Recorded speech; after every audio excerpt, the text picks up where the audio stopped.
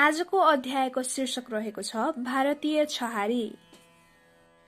भारतीय छहारी। श्रीमान माधव नेपालले लखनऊको कुनै नखुल्लाइएको स्थानमा केही माओवादी नेताहरूसँग भेट्न सकेकै कारण भारतले माओवादीलाई आश्रय दिइरहेको अर्थ लगाउन मिल्दैन। भारतीय राजदूत श्याम शरण 2059 माघ 22 नेपालगञ्जमा पत्रकारहरूसँग कुरा गर्दै जनयुद्ध थाल्दा प्रचण्ड काठमाडौँमै थिए। 22 दिनसम्म त उनी यहीँ बसे, हरेक दिन सेल्टर फेर्दै। तर खतरा निकै बढेपछि उपत्यका छोड्नै पर्यो अनि केही समय स्याङ्जाका गाउँतिर पसे, तर त्यहाँ पनि सुरक्षित महसुस गरेनन्। प्रचण्डकै शब्दमा जम्मा 2टा राइफल छन्। ती राइफलले नेतृत्व बचाउने कि दुश्मनलाई हान्न जाने।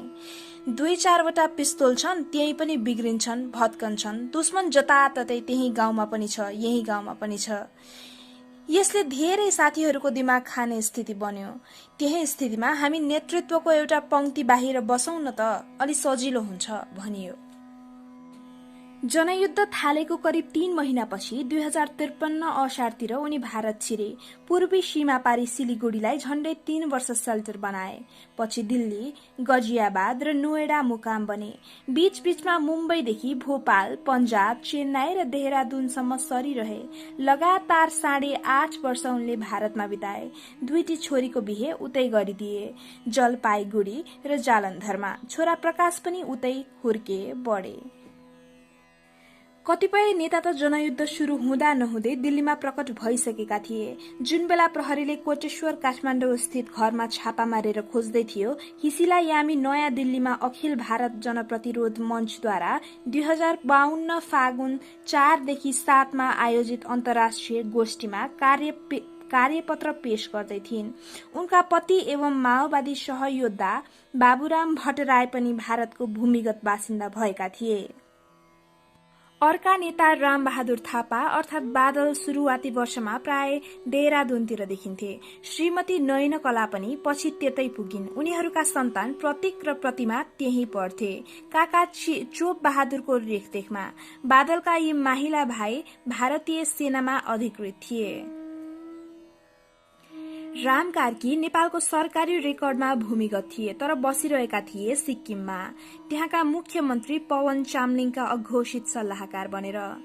उनले त्यहाँका पूर्व राजा चोग्याल परिवारसँग नाता पर्ने महिलासँग बिहे समेत गरेका थिए, जो सिक्किममा मजिस्ट्रेट थिइन्। कार्कीको सक्कली नाम सुरेन्द्र थियो, तर रामदेखि पार्थ छेत्री, पी कञ्चन, हीरा काजी महर्जन आदि अनेक परिचय बनाएर हिँड्थे। सिक्किमदेखि सिलिगुडी र दिल्लीसम्म माओवादीका खुला गतिविधिको संयोजन गर्थे। 2055 सालको किलोसेरा अपरेशन पछि त प्रचण्ड, बाबुराम जस्ता शीर्ष नेता मात्र होइन, नेतृत्व तहको ठूलै पंक्ति सीमा पारी बस्न थाल्यो, जो बेला बखत मात्र देशभित्र छिर्थ्यो। पूर्वी कमाण्डका कार्यालय सिलिगुडी र पटनामा थिए भने पश्चिमका गोरखपुर र लखनऊमा। देशभित्र युद्ध हाँक्ने काम भारत स्थित हेडक्वार्टरको निर्देशनमा फिल्ड कमिसार कमाण्डर र छापामारहरूले गर्थे।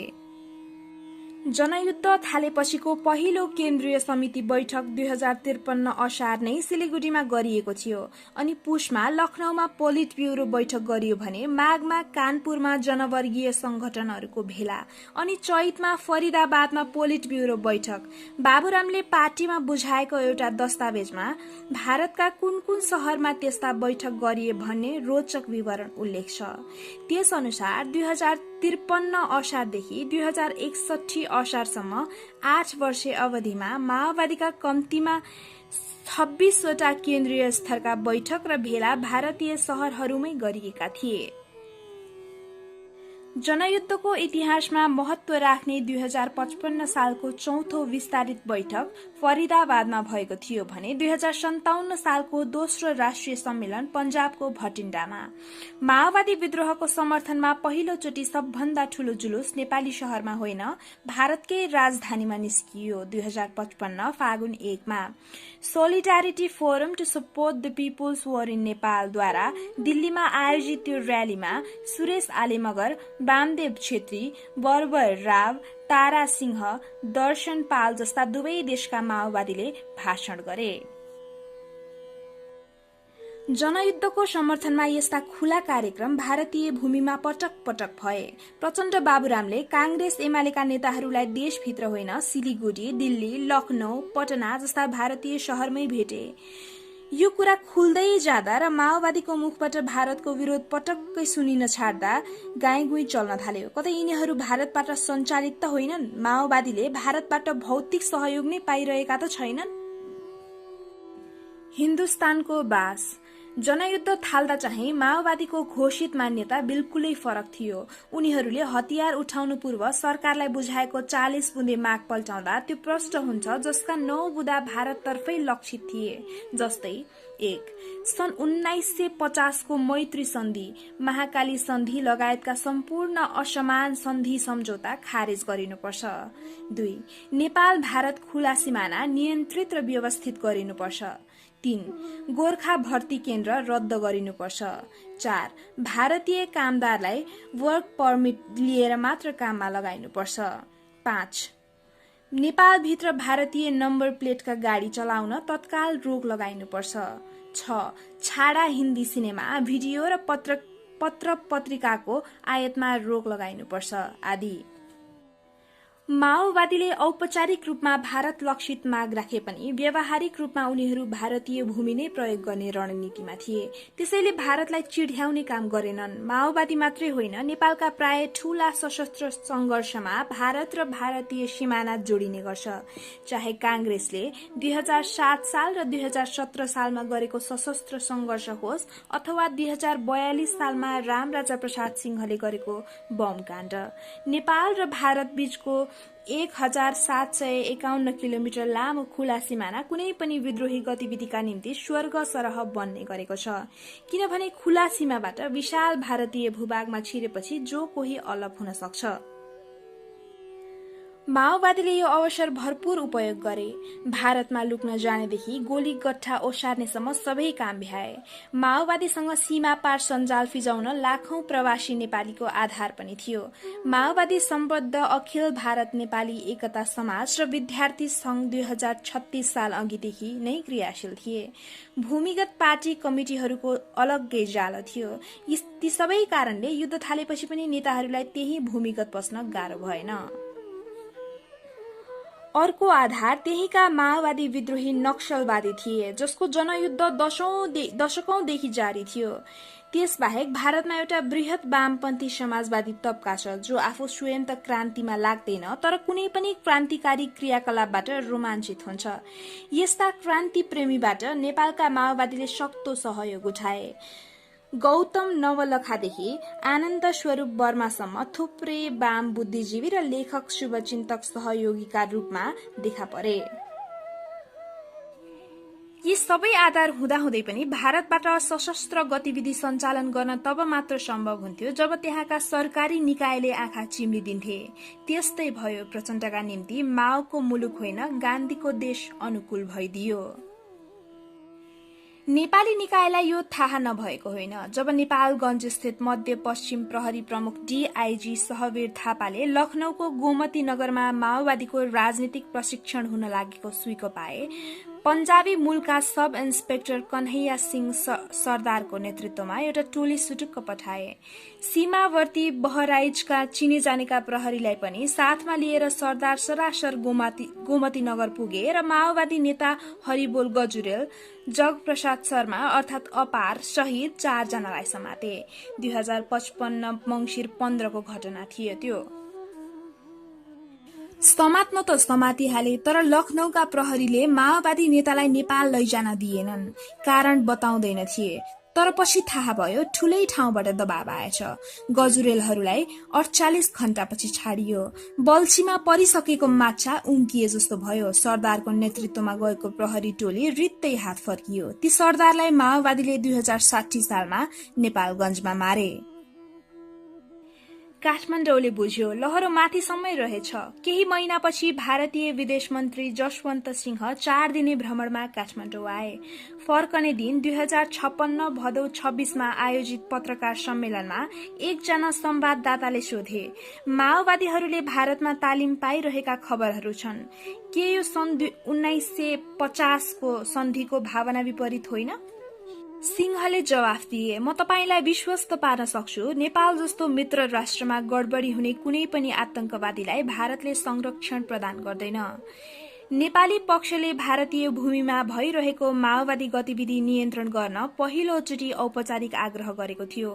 सुरुमा त सिंहले स्वीकार नै गरेनन्, तर प्रमाणस्वरूप त्यहाँ भएका माओवादी कार्यक्रमका तस्बिरै देखाएपछि उनले सहयोग गर्ने वचन त दिए, जुन व्यवहारमा चाहिँ कार्यान्वयन भएन।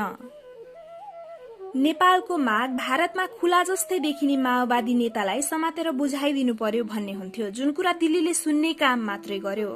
भारतको कुन ठाउँमा कहिले माओवादी केन्द्रीय समितिको बैठक हुँदैछ भन्ने सूचना दिँदा समेत चासो देखाएन। अन्तत नेपाल आफ्नै जासुसी संयन्त्र तैनाथ गर्ने निर्णयमा पुग्यो। त्यसको संयोजन गर्न प्रहरी र गुप्तचर निकाय राष्ट्रिय अनुसन्धान विभाग रा-अ-विका एसएसपीहरू गोवर्धन श्रेष्ठ र धनसिंह कार्कीलाई 2057 सालदेखि दिल्ली स्थित नेपाली दूतावासमा कूटनीतिज्ञको आवरणमा राखियो। यी मध्ये कार्की पछि रा-अ-विका प्रमुख नै भए। उनले देहरादून लगायतका नेपाली भाषीको बसोबास रहेका इलाकामा सूक्ष्म नजर लगाएपछि देखेका थिए माओवादीलाई त्यहाँ गतिविधि गर्न कसैको रोकटोक छैन। नेपाली दूतावासका सैन्य सहचारीको भूमिका चाहिँ भिन्न देखिन्थ्यो। गुप्तचर अधिकारी कार्की माओवादीको चियो गर्न नेपाली भाषी इलाकातिर जान्थे। सैन्य सहचारी कल्याण रायमाझी चाहिँ उनीहरूसँगै भेट्न पुगिरहेका हुन्थे। 2059 सालमा देहरादून गएर उनले माओवादी नेता कृष्ण बहादुर महरालाई भेटेको राजदूत भेष बहादुर थापाले पनि थाहा पाए। सैन्य सहचारीले काठमाडौँ पठाउने साप्ताहिक रिपोर्टको प्रतिलिपि राजदूतलाई पनि उपलब्ध गराउँथे। तर मूलत उनी सैनिक मुख्यालयकै निर्देशनमा चल्थे र उनका सबै गतिविधि बारे राजदूत समेत अवगत हुँदैन थिए। देहरादूनमा महरासँगको भेट त्यस्तै पहेली थियो। त्यो देखेर दूतावासका गुप्तचर प्रमुख धनसिंह कार्कीले राजदूत थापालाई भने, एम्बेसेडर साहब, यहाँ अलिक गडबडी छ। इन्डियनले पनि सबैसँग सम्पर्क राख्न खोजेको, दरबारले पनि सबैसँग सम्पर्क गरिरहेको स्थिति देखिन्छ। यसले गर्दाखेरि हामी कुन दिशामा जान खोजेको हो भन्ने पिक्चर नै प्रष्ट भएन। वास्तवमा राजदूत थापा आफै रणभुल्लमा थिए। नेपालमा द्वन्द्व चल्दा 2054 देखि 60 सालसम्म उत्कर्षको अवधिमा उनी दिल्लीमा राजदूत थिए। त्यसबेला उनको भारतीय सत्ताका 4 सशक्त हस्तीहरू ब्रजेश मिश्र, जसवन्त सिंह, यशवन्त सिन्हा र जर्ज फर्नान्डिजसँग निरन्तर सम्पर्क हुन्थ्यो। यस्तो सुविधा नेपाली राजदूतलाई विरलै उपलब्ध हुन्छ। उनीहरूसँग कुराकानी गर्दा भारत सरकारले माओवादीसँग भित्री रूपमा सम्बन्ध राखेको कुरा डाइजेस्ट नै गर्न गाह्रो हुन्थ्यो, थापाले भने। त्यति बेलासम्म माओवादीलाई उत्तर प्रदेशमा सरकार चलाइरहेको मुलायम सिंह यादवको समाजवादी पार्टीले सहयोग पुर्याएको सुनिन्थ्यो, तर केन्द्रबाटै उनीहरूले समर्थन पाए जस्तो देखिन्नथ्यो। 2059 सालबाट चाहिँ माओवादीको भारतीय संस्थापनसँग औपचारिक सम्बन्ध जोडियो। यद्यपि माओवादीको यस अगावै भारतको गुप्तचर संयन्त्रसँग सम्पर्क थियो भने त्यो कुरो खुल्न गाह्रो हुने थापाको बुझाइ छ। प्रधानमन्त्री गिरिजाप्रसाद कोइराला पनि अस्पष्ट मनस्थितिमा थिए। माओवादीलाई या त दिल्ली या दरबारले संरक्षण दिएको उनको शंका थियो। जब उनी भारत भ्रमणमा गए 2057 साउन 17मा आफ्ना समकक्षी अटल बिहारी वाजपेयीलाई सिधै सोधे, यो माओवादी मामिला के हो? दरबारले गराएको हो भने हामीलाई सिध्याउन हो, तपाईहरूले अर्थात भारतले गराएको हो भने राजालाई सिध्याउन हो। भेटवार्तामा राजदूत भेष बहादुर थापा पनि थिए।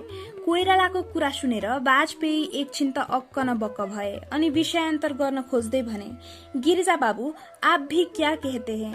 वाजपेयीले जे भने पनि माओवादी विद्रोहका पछाडि दिल्ली या दरबारको भूमिका जोडिएको छाप कोइरालाको दिमागमा परिसकेको थियो। आम स्तरमा चाहिँ माओवादी नेताहरूले 2058 साउनमा नेपालका थुप्रै कम्युनिष्ट नेतालाई सिलिगुडीमा बोलाएर 2 दिन बैठक गरेपछि उनीहरू भारतमा बस्ने गरेको तथ्य छर्लङ्ग भएको थियो। सिलिगुडीबाट फर्के लगत्तै 2058 भदौ 17मा एमाले महासचिव माधव कुमार नेपालले दरबारले बहुदलीय व्यवस्था समाप्त गर्ने माओवादीलाई ब्याकअप गरेको हुन सक्ने बताउँदै भारतले नेपाललाई आफ्नो सुरक्षा छाताभित्र राख्न माओवादीलाई सहयोग गरेको आशंका प्रकट गरेका थिए। त्यसको 5 दिनपछि कांग्रेस सभापति गिरिजाप्रसाद कोइरालाले पनि माओवादी नेताहरूलाई दरबारले पालन पोषण गरेर हुर्काएको र भारतले सेल्टर दिएर संरक्षण गरेको आरोप लगाए। कोइराला वा नेपालको नजरमा माओवादी विद्रोहमा दरबार मात्र होइन दिल्ली समेत जोडिसकेको थियो। भारतीय भूमिमा बसेर जनयुद्ध सञ्चालन गरिरहेका भए पनि माओवादी नेताहरूले देशभित्र चाहिँ भारत विरोधी राष्ट्रियताको नारा लगाइरहेका थिए। खास गरी दरबारले आफू विरुद्ध सेना परिचालन नगरिहालोस् भन्ने अभिप्राय राखेर उनीहरूले राजा वीरेन्द्रसँग अघोषित कार्यगत एकताको कोशिश समेत गर्दै थिए र त्यही देखेर कोइराला नेपालले दिल्ली र दरबार दुवैतर्फ आशंका प्रकट गरेका थिए। कोइराला र नेपालको आरोपपछि भारतले पनि सुविचारित प्रतिक्रिया दियो। काठमाडौँ भ्रमणमा आएका भारतीय विदेश मन्त्री जसवन्त सिंहले दिल्ली फर्के लगत्तै 2058 असोज 9 मा सरकारी च्यानल दूरदर्शनलाई अन्तर्वार्ता दिँदै माओवादीलाई पहिलो पटक आतंकवादीको संज्ञा दिए। त्यतिन्जेल नेपाल सरकारले समेत उनीहरूलाई आतंककारी भनिसकेको थिएन, बरु पहिलो पटक युद्ध विराम गरेर शान्ति वार्ता गर्दै थियो। नेपाली राजपरिवारसँग रहेका जसवन्तले सोच विचार गरेरै त्यस्तो शब्दावली प्रयोग गरेका थिए वा माओवादीलाई भारतीय भूमिमा दिइएको छुट ढाकछोप गर्न मात्र त्यसरी बोलेका थिए प्रश्न छैन। सिंहले माओवादीलाई आतंकवादीको संज्ञा दिनुभन्दा अघिल्लो दिन काठमाडौँ स्थित भारतीय दूतावासले विज्ञप्ति जारी गरी भारत नेपाल सीमामा स्पेशल सर्भिस ब्यूरो एसएसबी नामको अर्ध सैन्य बल तैनात गर्न लागि र उक्त फौजको संख्या तत्काललाई 10,000 सम्म रहने जानकारी दिएको थियो। खुला सिमाना मार्फत भइरहेको माओवादी गतिविधि नियन्त्रण गर्ने उद्देश्यले एसएसबी राखिएको भारतीय अधिकारीहरूको भनाइ थियो, जसलाई पछि सशस्त्र सीमा बल नामकरण गरियो।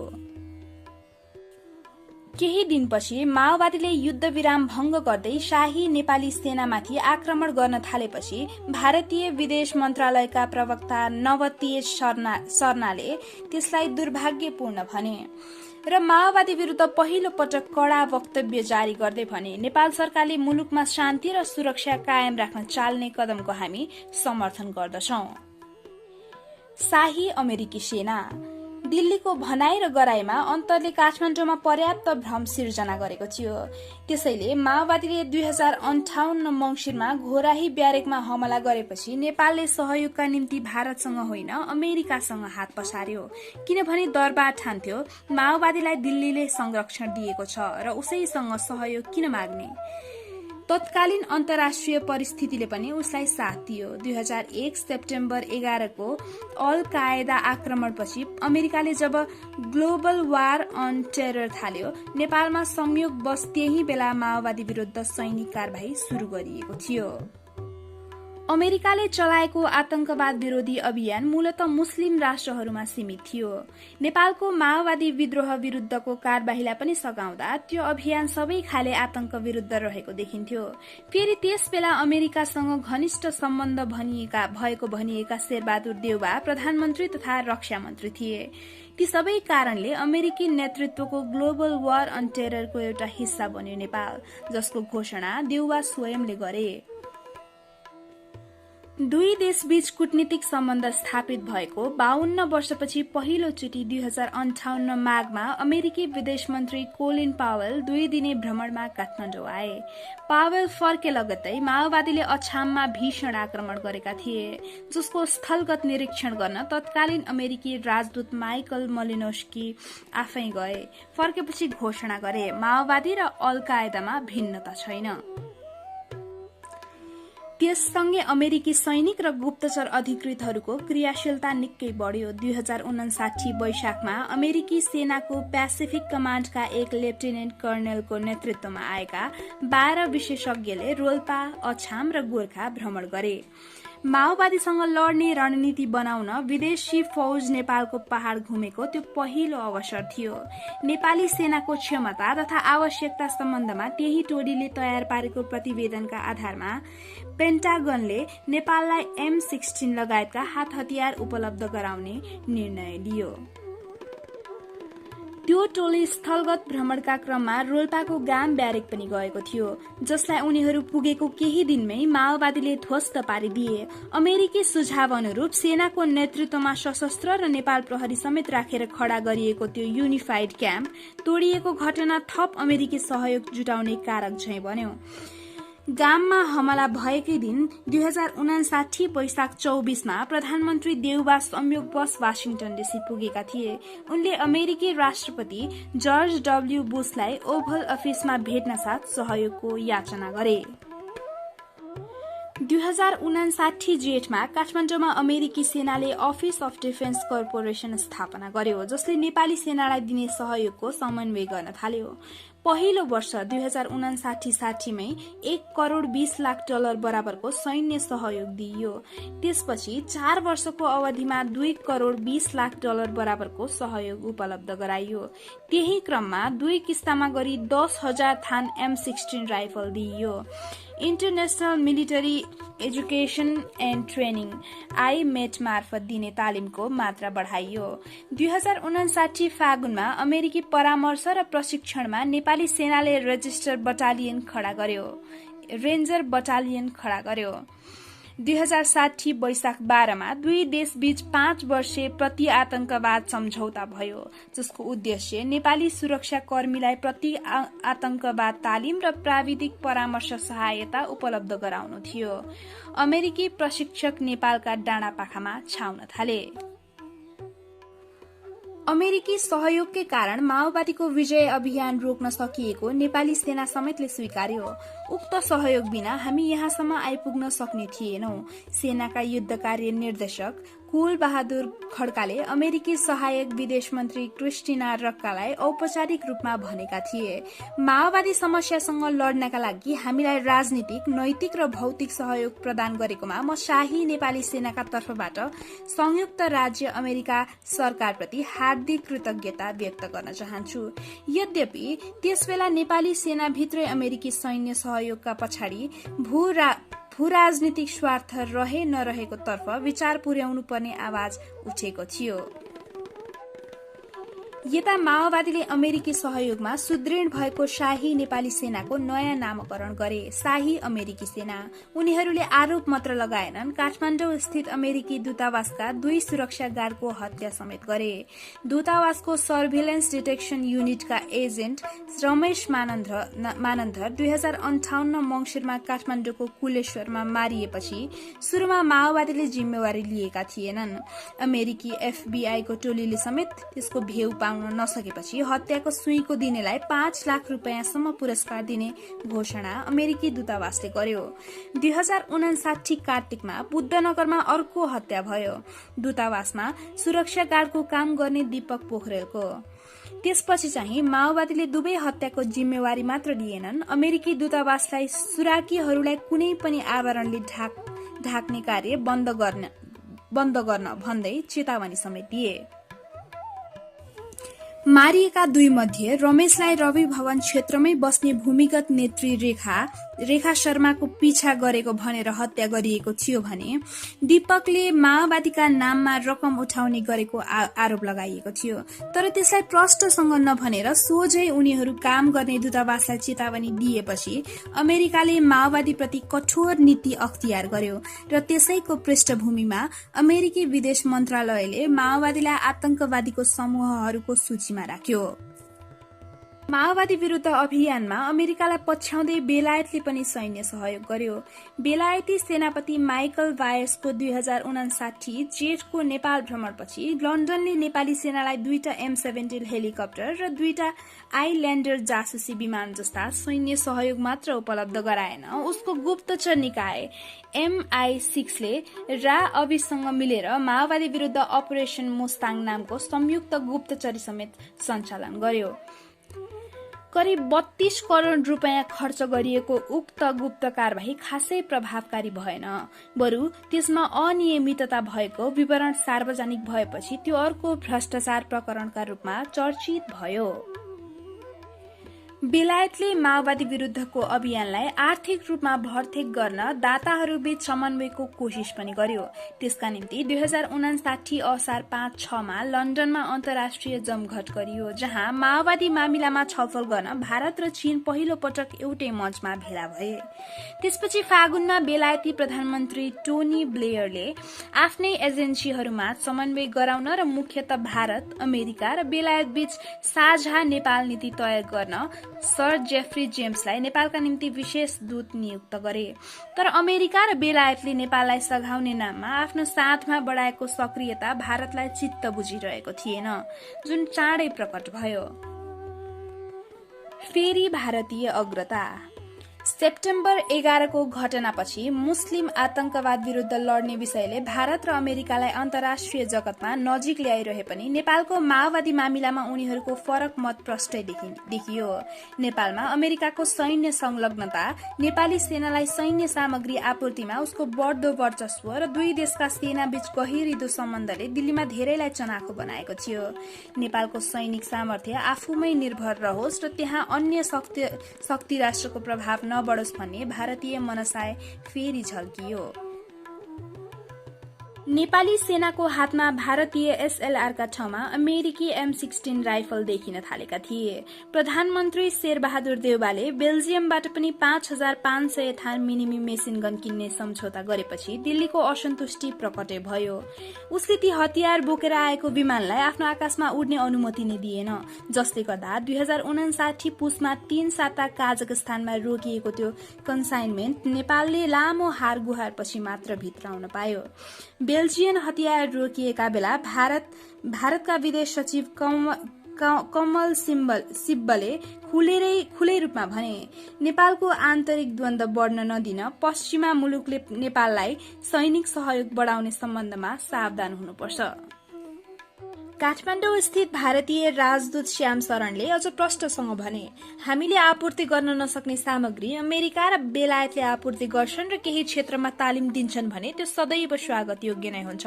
नत्र नेपाललाई चाहिए जति र सके जति सैन्य सहयोग सहुलियतका आधारमा आफ्नै देशले उपलब्ध गराउने उनको भनाइ थियो। भारतले पश्चिमा शक्तिलाई नेपालमा सक्रिय हुन नदिन सकिए जति उपाय लगायो। शरणले आफ्नो असन्तुष्टि अमेरिकी समकक्षी माइकल मलिनोस्की समक्ष पनि राखेका थिए। अर्का अमेरिकी राजदूत जेम्स एफ मोरियार्टीले पनि अमेरिकाले नेपाली सेनालाई तालिम दिएका सम्बन्धमा भारतीय दूतावासले नेपालको प्रधानमन्त्री कार्यालयमा गुनासो गरेको थाहा पाउँदा आफूलाई झ्वाक चलेको उल्लेख गरेका छन्। नेपालमा भारत अमेरिका सम्बन्ध चिसो चरणबाट गुज्रिरहेकै बेला भारतीय गुप्तचर निकाय रका एक सहसचिव रविन्दर सिंह अमेरिकी गुप्तचर निकाय CIA को काठमाडौँ स्टेशन चीफबाट परिचालित भइरहेको खुलासा भएको थियो। 2061 असारमा दिल्लीबाट भागेर नेपालगञ्ज हुँदै काठमाडौँ आएपछि रविन्दरलाई CIA ले यही झण्डै एक साता लुकाएर राखेको थियो र त्यसपछि अर्कै नामको अमेरिकी पासपोर्ट दिएर एन्जेलियन नामकी जासुसका साथमा अमेरिकातर्फ भगाएको थियो। तिनले मुख्यालयबाट फोटोकपी गरेका दर्जनौं दस्तावेज नेपालसँग पनि सम्बन्धित थिए कि थिएनन्, वा तिनको पलायनमा नेपाल मामिला कुन हदसम्म जोडिएको थियो भने प्रष्ट भएन। तर त्यसले उनीहरूको गुप्तचरी सम्बन्धलाई चाहिँ निकै चिस्यायो। यद्यपि बृहत्तर अन्तर्राष्ट्रिय परिवेशले चाहिँ भारत र अमेरिकालाई नजिक ल्याइरहेको थियो। अमेरिकाको परम्परागत दक्षिण एसियाली साझेदार पाकिस्तान भए पनि सेप्टेम्बर 11 पछि अमेरिका र भारत दुवैको साझा दुश्मन मुस्लिम कट्टरपन्थ बनेको थियो। त्यसले गर्दा शीत युद्धकालमा तत्कालीन सोभियत संघ नेतृत्वको सामरिक शिविरमा रहेको भारत नयाँ परिवेशमा अमेरिकासँग घनिष्ठ हुँदै गयो। अमेरिकाका निम्ति पनि मुस्लिम आतंकवादी विरुद्ध लडाईँमा भारतको रणनीतिक महत्व थियो। त्यस्तो अवस्थामा तुलनात्मक रूपले कम महत्वपूर्ण मानिएको नेपालको मामिलालाई लिएर अमेरिकाले आफ्नो नव साझेदार भारतलाई चिढ्याइरहन चाहेन। फेरि त्यसबेला अमेरिकी सहयोग पाएपछि नेपाली सेनाले प्रतिरक्षात्मक क्षमता बढाए पनि माओवादी विरुद्ध निर्णायक कदम चाल्न सकेको थिएन। नेपाल आफ्नो प्रभाव वृत्तभित्रको मुलुक भएको, त्यहाँका समस्या सुल्झाउने अनुभव, क्षमता र साँचो आफूसँग मात्रै रहेको दावी दिल्लीले दोहोर्यायो। त्यससँगै अमेरिकाको नेपाल सक्रियता घट्दै गयो। त्यसको अर्थ माओवादीप्रति उसको अनुदार नीति बदलिएको थिएन, भूमिका मात्र फेरिएको थियो। माओवादीको विश्लेषणमा चाहिँ उनीहरूले 2060 चैतमा बेनी हमला गर्दासम्म नेपालमा अमेरिकी रणनीति असफल सिद्ध भइसकेको थियो र सेनालाई सघाउन भारत अगाडि आएको थियो। त्यससँगै अमेरिकी M16 का ठाउँमा भारत निर्मित इन्सास राइफल आउन थाले। रूसी AK-47 को भारतीय संस्करणका रूपमा उत्पादित उक्त बन्दुकको गुणस्तरप्रति नेपाली सेना सन्तुष्ट देखिएन, तर अमेरिकी राइफल नपाएपछि त्यही किन्न बाध्य भयो। 70% अनुदान र 30% मात्र मूल्य तिर्नुपर्ने सहुलियतमा करिब 23,000 थान इन्सास नेपाल भित्रिए। भारतले संकटकाल लाग्न साथ 2टा साना हेलिकप्टर दिइसकेको थियो। 2060 माघमा फेरि 2टा लान्सर हेलिकप्टर थप्यो। 4 महिनापछि बन्दुक जडित 2टा गनशिप हेलिकप्टर AH-12 ध्रुव पनि उपलब्ध गरायो। त्यसबाहेक 70 वटा माइन प्रोटेक्टेड भेहिकल, अन्य सवारी साधन, हात हतियार र साधन स्रोत गरी भारतले 5 अर्ब रुपियाँ भन्दा बढीको सहायता दियो, जुन 2058 देखि 61 सालको अवधिमा नेपालले कुनै पनि मुलुकबाट पाएको सबभन्दा ज्यादा सैन्य सहयोग थियो। भारतीय सैन्य सहयोग नेपाली सेनामा अमेरिकी बेलायती प्रभाव बढ्न नदिने, आफ्नो वर्चस्व कायम राख्ने र माओवादीलाई कमजोर तुल्याउने उद्देश्यमा आधारित थियो। तर उसले जनयुद्धलाई अमेरिकाले जस्तो वैचारिक चुनौती ठानेको थिएन, बरु त्यसैलाई न्यू बनाएर कूटनीतिक फाइदा उठाउने ध्यानमा थियो। त्यसैले एकातिर नेपाली सेनालाई माओवादी विरुद्ध लडाईँमा सघाइरहेको थियो भने अर्कातिर तिनै माओवादीलाई आफ्नो भूमिमा निर्वाध गतिविधि गर्न दिइरहेको मात्र थिएन, औपचारिक सम्बन्ध नै राख्ने रहस्यमय द्वैध नीति अपनाउँदै थियो। त्यही बीचमा एउटा नियोजित षड्यन्त्रमा पारेर मुलुकको जननिर्वाचित संसद विघटन गरियो र राजालाई सर्वशक्तिमान बनाउने खेल सुरु भयो।